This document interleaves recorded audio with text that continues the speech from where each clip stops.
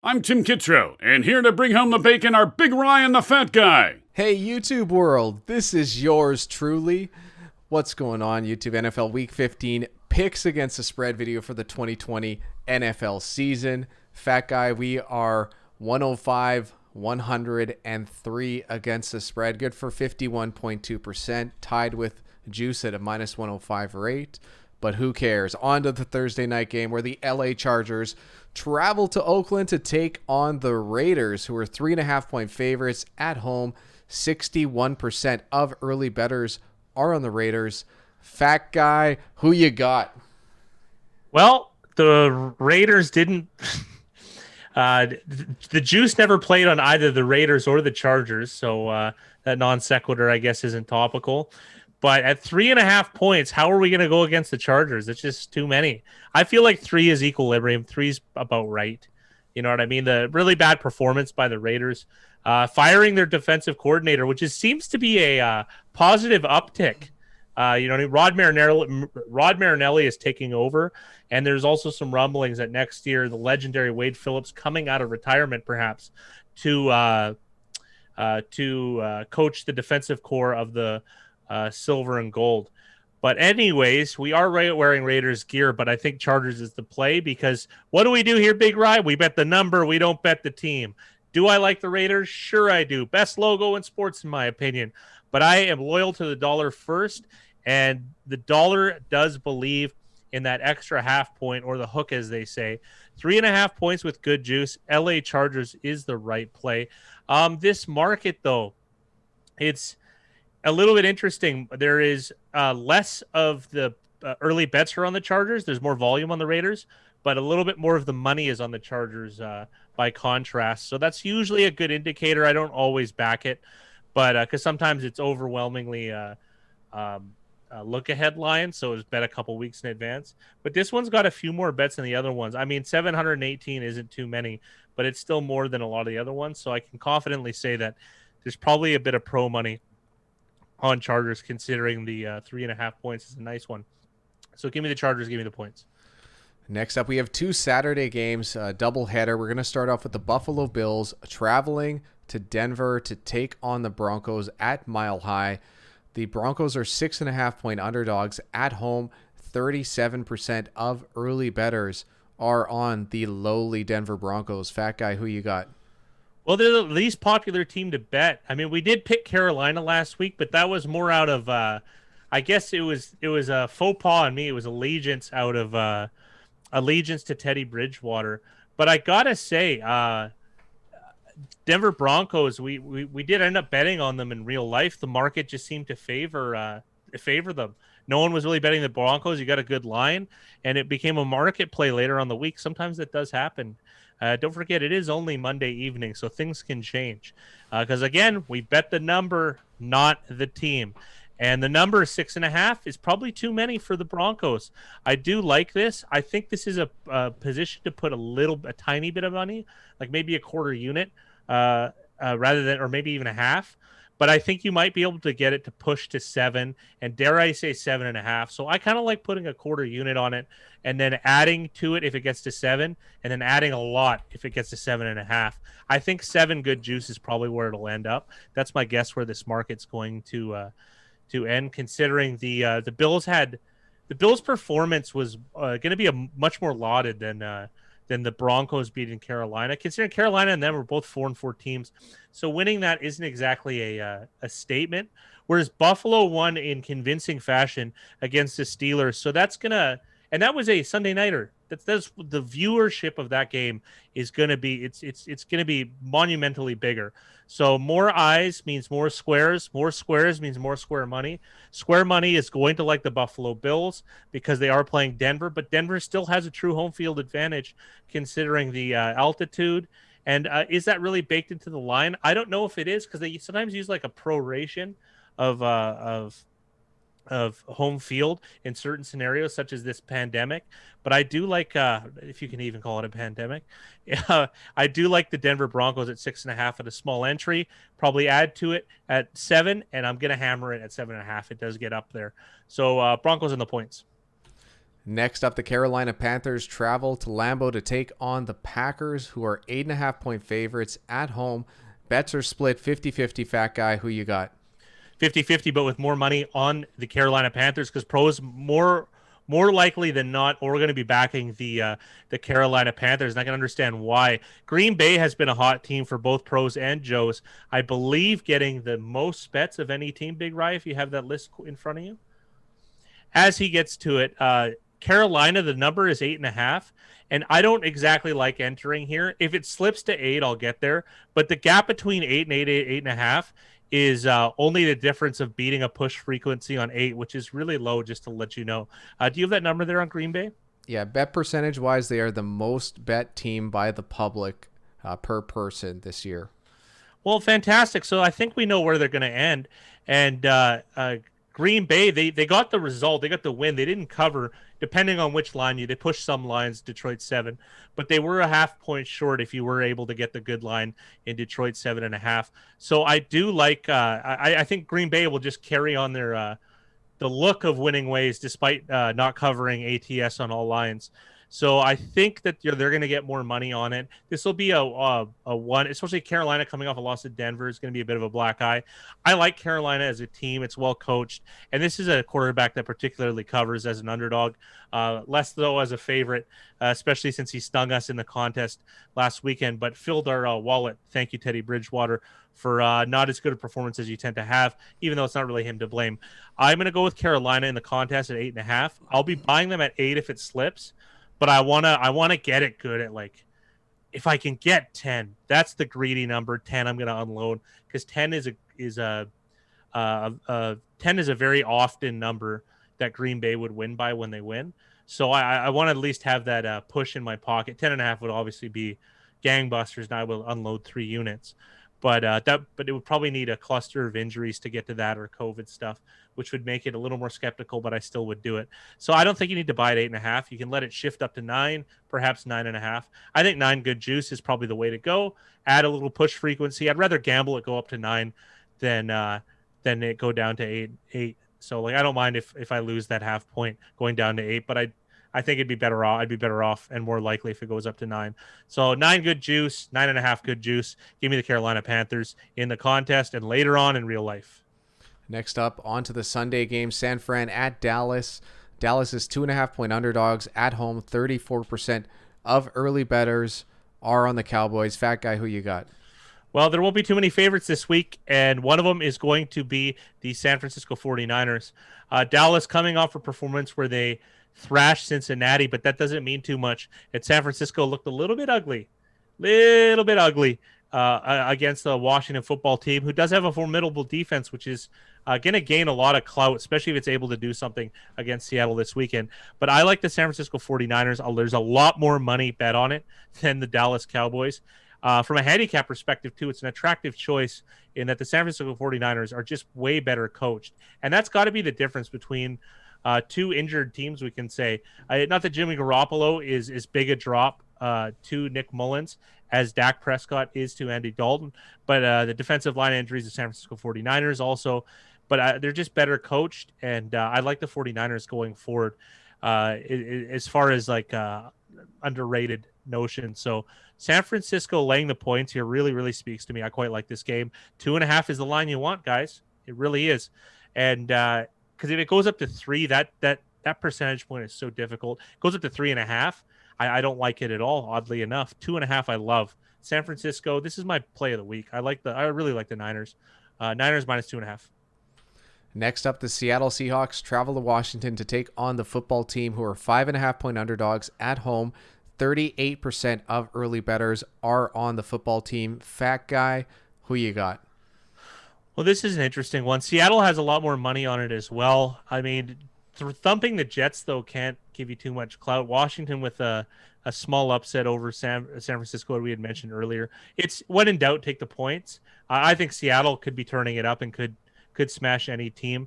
And the early market is favoring Seattle, but there isn't that many bets made.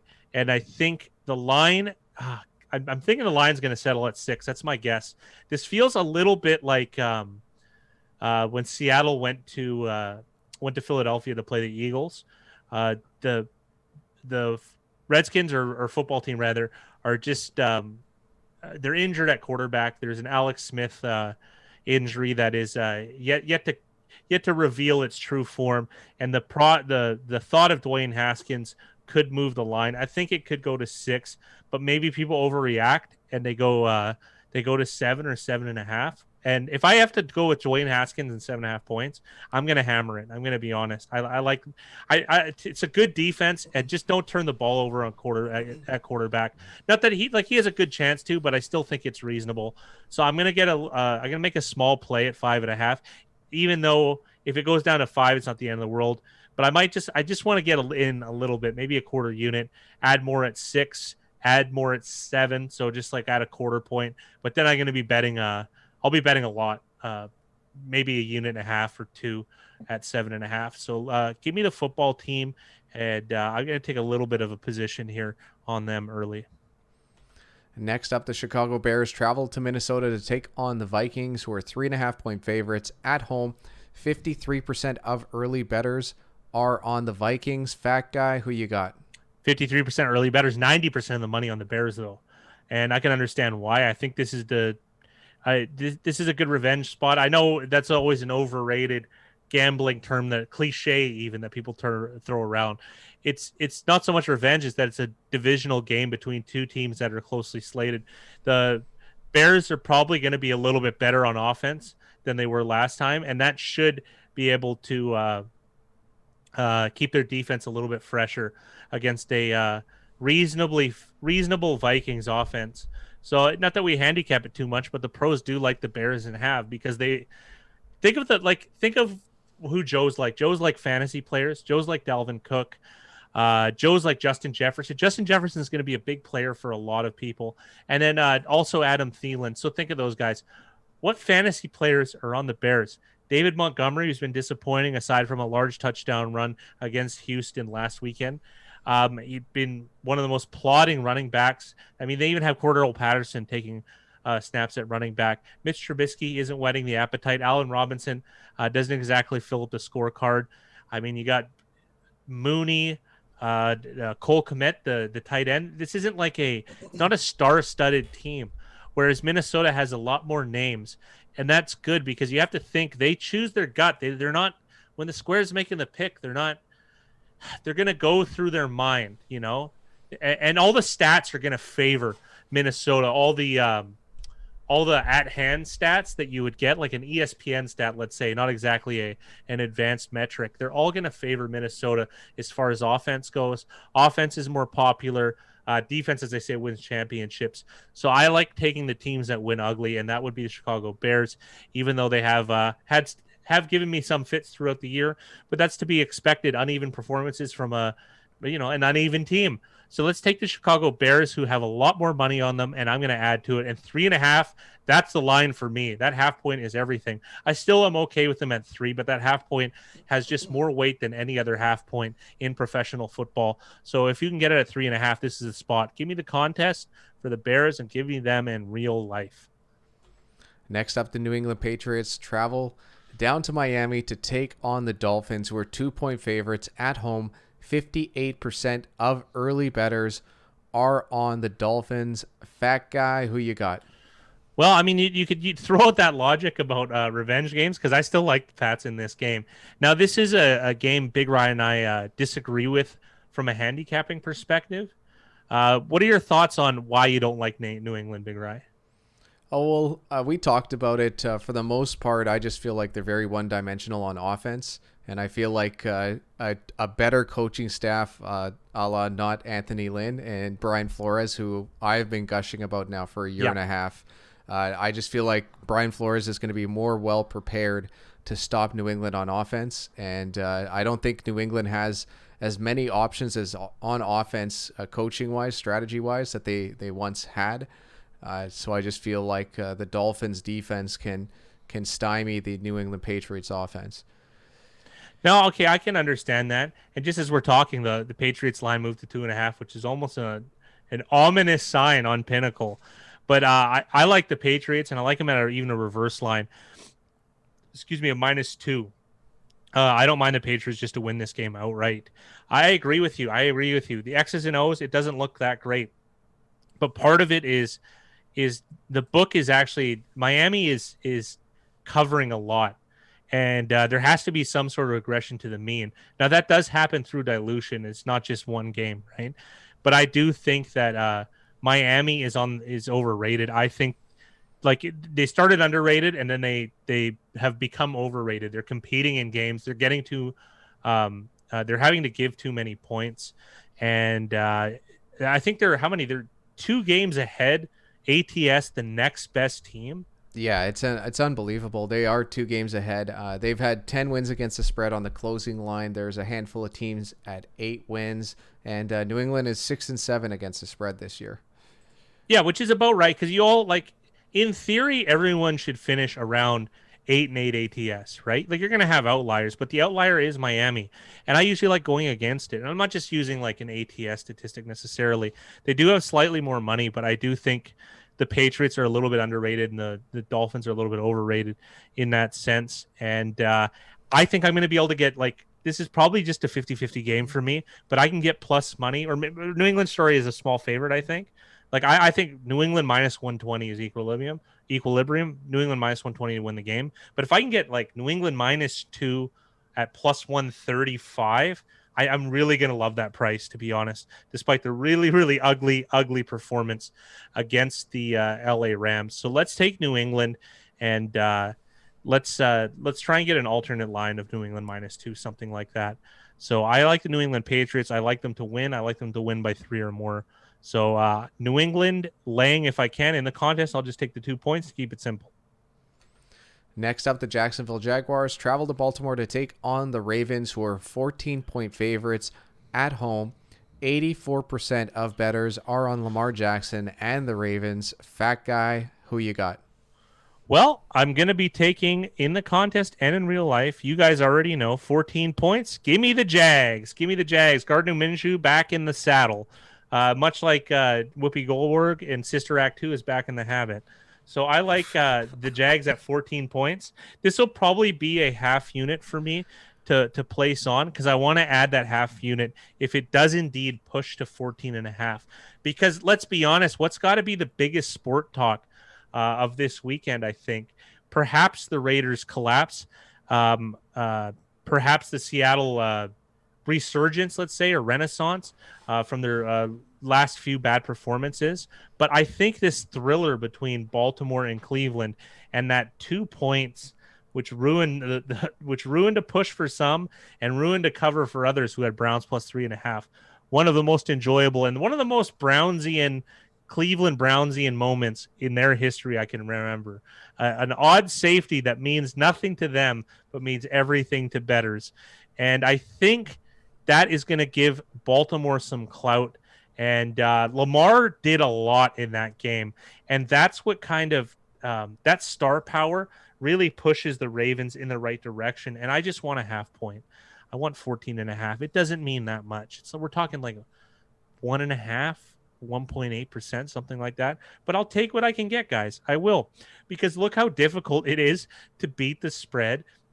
I need as many percentage points as I can. So I'm going to put a little bit down at 14, and I'm going to add a little bit more at 14.5, and I'm going to call it a night. So I like the Jacksonville Jags, and I like them against the spread, and I like them in real life, and I like them in the contest. Also, another thing, now Jacksonville only has 16% of the bets, but they have 33% of the money. So on average, the bettors of Jacksonville are putting up 2 times what the or more what the Baltimore Ravens backers are. And what does it tell you? It's probably pro money, and I do like it. So give me the Jags and give me the points. Next up, the Tampa Bay Buccaneers travel to Atlanta to take on the Falcons, who are 6-point underdogs at home. 35% of early bettors are on the Falcons. Fat guy, who you got? I'm going to be taking the Atlanta Falcons. 6 points I feel is just too many. I know I got laughed for taking 3.5 against New Orleans, and this is a similar situation against the Bucs. I mean, it's pretty lateral. So if they're only getting 3.5 against the Saints, 6 is I feel is easy street for Atlanta, but it almost looks too good to be true. I'm just going to bet them at 6. If it somehow goes to 7, I'll add more. Goes to 7.5. I'm going to have to add more as well. But I think 6 is a good entry point, and I think 6 is probably where it'll stand. Even though I really feel this should be Bucks -3. I think there's good value on this game. But it does look too good to be true, and I could be missing something. And there are a lot of backers on this Bucks side, and the Bucks have a lot of money on them. So I don't know. Is it a whale? Or is it just fantasy? It could be pros backing the Bucks, but this feels like a whale pick too. The Bucks have been a pretty square team to follow all year, and maybe they got their mojo back with that anti-Dan Bailey performance with winning by 12 points.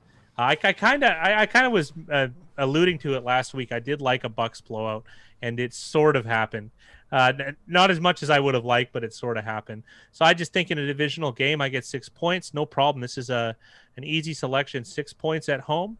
Not that home really means anything. And I get the Atlanta Falcons. Perhaps Julio Jones comes back too, which not that receivers really add too much, but it will at least make me feel a little bit better about the game, let's say. But I'm going to be putting my money on the Atlanta Falcons. Mind you, if he isn't out, that could push the line in some people's idea, even though it's already baked in the line, and I call it like the last second when they're trying to bet, like at like 9:30 in the morning, like oh yeah, Julio Jones is out. I'll just take that guy. I'll just take Tampa Bay, even though he doesn't really affect the win probability, and it's already baked into the line anyways. You know what I mean? They're double counting. But anyways, I'm going long on this. It's not that hard of a pick. Atlanta +6 speaks to me. I want to give a huge shout out to Corey Andy, and I'm going to bring up the YouTube membership, which is $5 a month Canadian. You guys can sign up. The best thing about that, not only the extra videos that you get, but the Discord, the chat in Discord is unreal on our channel. Yeah, it is. I'm jacked about it. And one thing that Corey brought up is he brought up this game on the early line, and he asked some of the other people in chat what they thought about the line. And the line opened at Tampa Bay -2, and none of us thought that should be what the line opened at. So he jumped on that early, and he's not only hit the key numbers of 3 and 4, but also a push at 6 at the moment. Yes, if he does want to buy back on Atlanta. So terrific value, and a lot of that was found with discussing it with other people in the Discord. So shout out to Corey Andy. Shout out to getting the Bucks at -2 on the look ahead line. And really, guys, if you do want to get the most bang for your buck or the most value, it is betting early lines at the start of the week when they can be softer. So some of the stuff that the Fat Guy talks about on this show is very important. And we also do the opening line video right when lines come out. And that's something that is available to people who do sign up for the YouTube membership. On to the next one. Fat Guy, the Detroit Lions travel to Tennessee to take on the Titans, who are 11-point favorites at home. 61% of early bettors are on the Tennessee Titans. Who you got? Well, it's 11 points here. I'm going to be taking Detroit. There is uncertainty, though, considering Matt Stafford. I believe it's a rib injury. He took a nasty hit trying to advance the ball and almost get in the end zone against Green Bay. So that does, I think that is the reason that this line is the way it is. You're not going to be able to get 11. Like, we can't get it on our books. This is, I believe, only the New Jersey line, but we got to put in something out there, and that's what it'll be. So for safety's sake, we're going to take 11. I think you should get this anyways, though. I mean, because if Stafford comes back and plays, which is a possibility at this recording, 11 points is way too much for this game. Way too much. If they're 7.5-point underdogs against Green Bay, why are they 11 against Tennessee? Is Tennessee 3.5 points better than Green Bay? There's not a chance. Not a chance. So with the chance of Stafford coming back and maybe an overreaction that his backup is playing, 11 seems just fine. You know what I mean? And I will say this. I will bet this in real life. If I get it at 11 confirmed, if I get it at like 13 for sure, I will bet who the backup of Detroit playing this game. 11, I'll probably still dip in, but not as hard. And if Stafford played at 11, I would love this. I would unload. This would be a large play for me if Stafford was playing at 11. It does look unlikely, but he's not ruled out, so there is a chance. And speaking of guys who play through injury, Matthew Stafford has to be in contention for guys that rarely miss games through injury, like things that you can play through. And ribs is one of those things. Drew Brees missed he didn't miss any time, and he broke ribs on 3 consecutive games, I believe, this year, and he didn't miss time until the last collection against San Francisco. So I'm going to be taking Detroit Lions at 11. You can't really get this line though in a lot of spots. Like I said, it's just a New Jersey line, but we got to put something up there. So 11 with the prospect that Stafford plays. I just hope I can get it down in my own book, but I highly, highly doubt it. Anyways, Detroit plus 11 is easily the play here. And next up, the Houston Texans travel to Indianapolis to take on the Colts, who are 7.5-point favorites at home. 58% of early bettors are on the Colts. Fat guy, who you got? Well, 54% of the money is on the Houston Texans, and I can understand why. 7.5, great line. They call it the hook. Half point above 7. 7 is a key number, especially in this type of matchup. Houston was able to keep it reasonably close last time. I don't see why they wouldn't be able to do it now. Of course, they have lost a lot of clout in between, but have the team strengths really changed between now and 4, 5, 6 weeks ago? Not really. 7.5 is a good line then. 7.5 is a good line now. I do like the Houston Texans. I'm going to buy it right now the second that this is over because 7.5 points is fantastic because I could see a shift. I doubt it, but I could see it. The pros buying it down to 7, which does hurt a lot of its value to me, at least, because of that extra percentage point, that half. It's probably this 3.5. The half point after 3, 7, and 10 are the biggest ones. So this is definitely a key number. The Colts having, of course, a great performance against the Raiders, so maybe it won't shift. Whereas like it's a do up, do down situation. Houston had a woeful one against Chicago, but I really want to make sure that I get an entry point at 7 and take a position on the Houston Texans, or 7.5 rather. So I'm going to be betting that instantly. I'm going to be taking it in the contest. And don't forget, when I say things this confidently, it's not a lock. There's no such thing as a lock. You know what I mean? What I'm talking about is this play probably has an expected value of plus 4%. You know what I mean? You're still going to lose a lot of the time, right? So you have to think of the really long game in this stuff and not be emotional at the picks. It's a long process. So you really have to take decisions over results. So I'm prefacing that as if they're going to lose, but it's not they win or lose. I don't really care. I care about making the right decision. The right decision is betting the number. The number 7.5 is advantageous, I believe, for the Houston Texans. So I will be taking the 7.5 points because the idea of it going down to 7 is very detrimental. If it goes to 8, it's very modest win probability added in comparison. We're betting numbers, not teams, everybody. I'm going to hammer that home all day long. 7.5 is a great number. Please bet it now. Next up, the Philadelphia Eagles travel to Arizona to take on the Cardinals, who are 6.5-point favorites at home. 41% of early bettors are on the Cardinals. Fat guy, who you got? Yeah, that means that 59% of the early bettors are on the Philadelphia Eagles, and I can understand why. The Eagles have been a pro bet team all year, and we have backed them for better or for poor. We were finally rewarded by that wonderful performance by rookie Jalen Hurts. So the one thing I did mention that I might be mistaken on, I just realized, is when I was talking about top talking points, the one I glossed over and I shouldn't have is Jalen Hurts' wonderful performance beating the New Orleans Saints despite being 7-point underdogs. And now this is why this is bizarro to me. If the Saints are 7-point underdogs, why is Arizona rather only 6.5? It doesn't make sense to me. I'm going to be buying this early. 90% of the money is on Philly. I think this is a bum line. I don't get it. And maybe it's too good to be true, but I'm going to be putting my hard-earned dollars, if they're hard-earned, on the Philadelphia Eagles because there's got to be a line shift here, Big Rye, and a large one. What do you think the closer on this one is? Arizona -4? Possibly. I remember we did the opening line video. I thought it was at 5.5, so I'm already surprised that it's been pushed up even a point or so. But I'm not sure where this closes. It really seems like they're trying to get a lot of early bettors to take the Eagles, which I'm always a little bit surprised by. So I'm interested to see where this market goes as it matures towards kickoff. It's weird. It has to be weird. Like I just don't. I think 6.5 is just too many points. I really do. And the public has got to slam the Eagles. This has got to be the one they have. So if I'm going to bet the Eagles, and it's going to be what looks to be on the outset a square pick, I want the most points possible.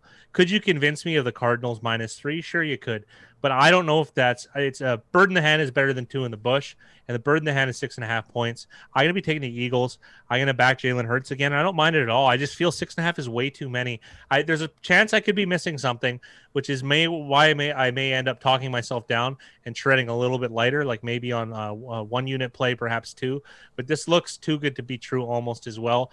But that doesn't mean I'm not going to do it. So give me the Eagles, give me the points, and let's try and make some money on them again. Next up, the New York Jets travel to LA to take on the Rams, who are 17-point favorites at home. 61% of early bettors are on the Rams. Fat guy, who you got? 61%, but 86% of the money is on the Rams early market. Probably because it's going to be hard to it's going to be hard for people to have reasons to bet the Jets.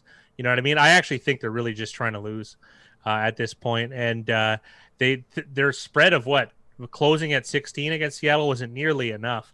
Even if you added all the kicks that were missed by the Jets, they're completely inept. And in the contest, though, I'm going to have to take them at 17 and take my lumps if they lose. I feel like the Rams are less likely to blow out teams than the Seahawks are. So it does give me a little bit of solace, even though I feel the Rams are a better team slightly. I do like the Jets as a pure contest pick.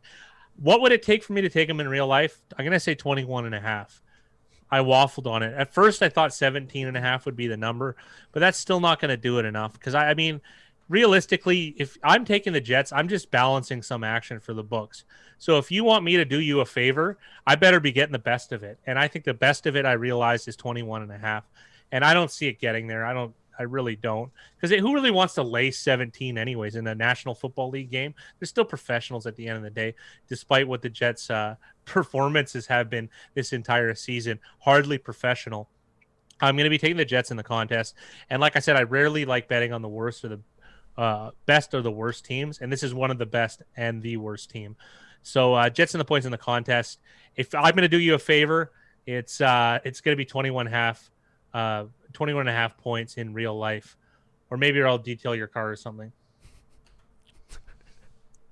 Next up, the Kansas City Chiefs travel to New Orleans to take on the Saints, who are 4-point underdogs at home. 28% of early bettors are on the Saints. Fat guy, who you got? I'm going to be taking the New Orleans Saints because I like the 4 points, and I actually not sure like how much of an upgrade Breeze is to Taysom Hill. I kind of like the one thing I did like is that they had both of them. You know what I mean? They got to use both of them in certain situations. Breeze is just so seasoned, right? And he understands defenses. And I do like getting 4 points in this spot. The Chiefs probably more likely to win, yes. But the Chiefs are going to have overwhelming money supporting them day in, day out. Just people back the Chiefs. That's why I think the line's always inflated. I'm going to take it at 4 points, and I'm going to add to it if it does move in the direction I think it will. If it goes down to 3.5, I won't add to it. I'm going to take a soft entry at 4, and then perhaps add to it if it goes to 4.5 and further. And the Chiefs are just overvalued always because they're so good. Best team in the league, so it's hard to back them as a bettor because everyone knows they're the best team in the league. So that means you're going to draw the ire of most people. So you got to go the other way. They do have 89% of the money on them, and I can understand why. It's the Kansas City Chiefs. But 4 points, I guess, at home, if you can even count it. New Orleans Saints is the play for me. Contest and in real life for a soft entry. So New Orleans and the points. And that joke I made about the card detailing, it's from a movie called Windy City Heat. It's free on YouTube. Chances are you're going to love it. Some of you will hate it. Have to give a plug because it's one of my favorite joys. Me too. It's an excellent movie. On to the Sunday night football game. The Cleveland Browns travel to New York to take on the Giants. This game was flexed into Sunday night, fat guy. Giants are 3.5-point underdogs at home. 34% of early bettors are on the Giants. Who you got? 53% of the money is on the Giants. I'm following the money again. Not every time, as you guys have seen, but in this instance, I'm going to be taking New York. I love 3.5. Give it to me right away, please. Unless there's some unlikely safety like Cleveland managed to pull off. I like the chances of a 3.5-point cover. Losing by 3 to Cleveland seems reasonable. This game, of course, flexed on the back of the New York Giants' successful performance 2 weeks ago on the road in Seattle. And the Browns have been a good a good team and an entertaining team with one of the thrillers of the season against the Baltimore Ravens, and the most bizarre cover perhaps. So Browns bettors took a serious bad beat who had +3.5, of course, because on the last, there were 2 seconds left on the clock because Lamar Jackson clocked it probably a couple seconds too early. And the Browns tried to play that lateral game and ended up with a safety. So that was just the most Brownsian thing in the world. I know I brought it up, but I'm just beaming off how bizarre it was. But in this scenario, I think 3.5 for the Giants is a great number. I like them. They're due up. So are the Browns, to be honest. But I like the due up Giants. There is money on them. But I do think this line could shift to 3, and I don't want it at 3. Take it right now. Take it at 3.5. And then on to Monday Night Football, where the Pittsburgh Steelers travel to Cincinnati to take on the Bengals, who are 13-point underdogs at home. 25% of early bettors are on the Bengals. Fat guy, who you got?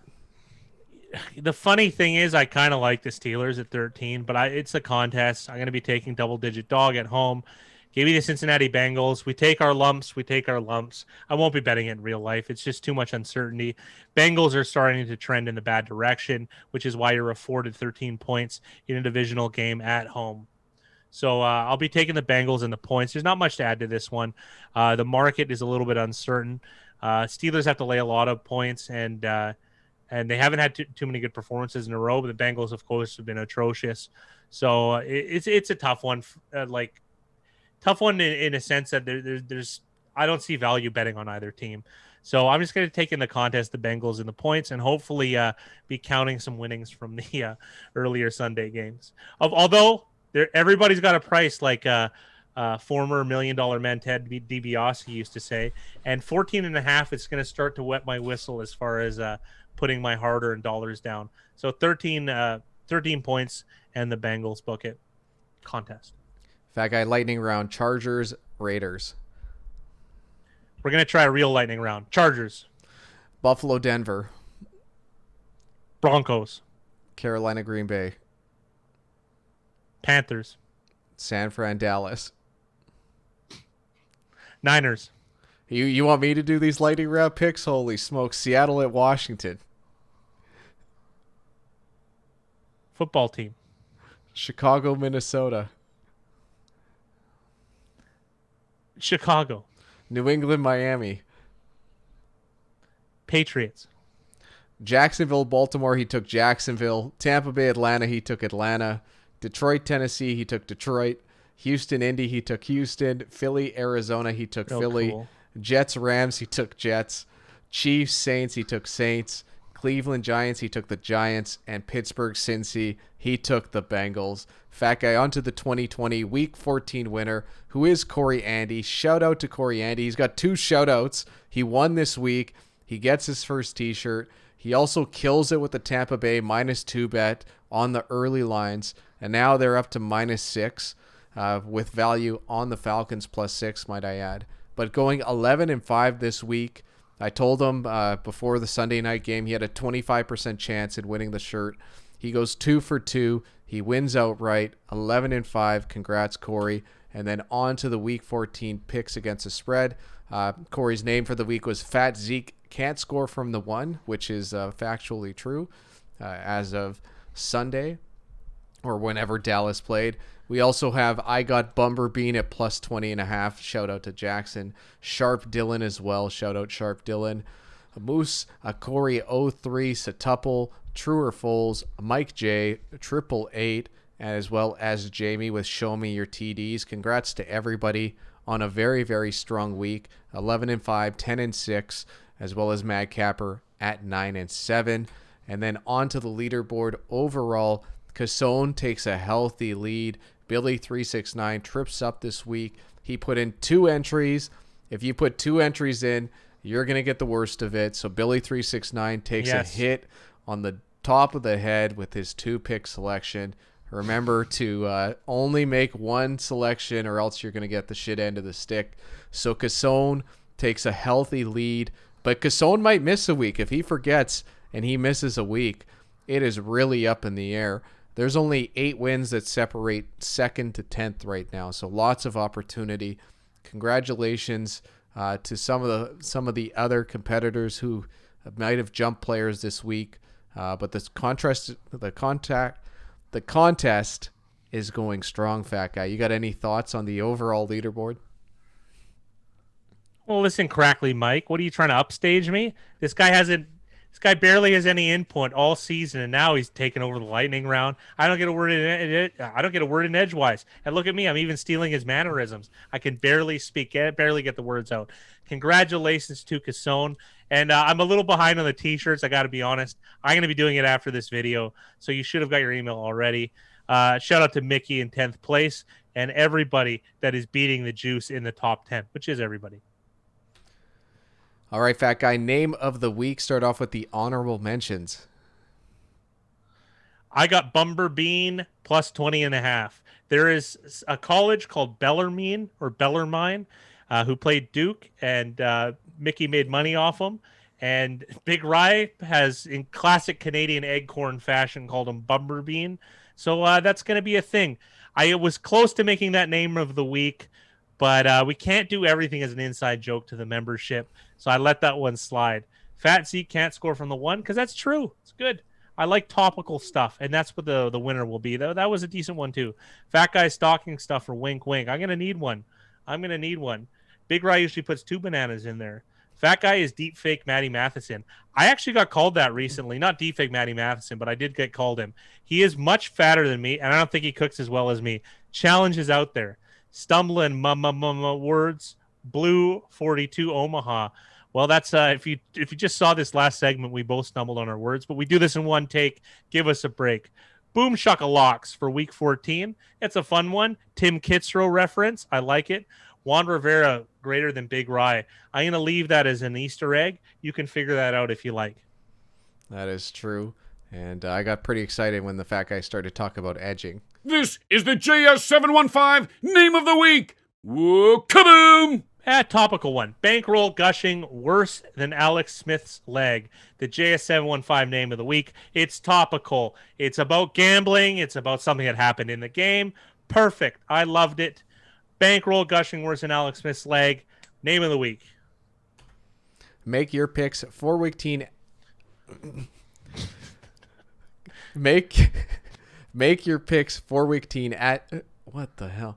Make your picks for week 15 at BigRyanTheFatGuy.com. Remember, there's a $100 US dollar prize for most regular season wins.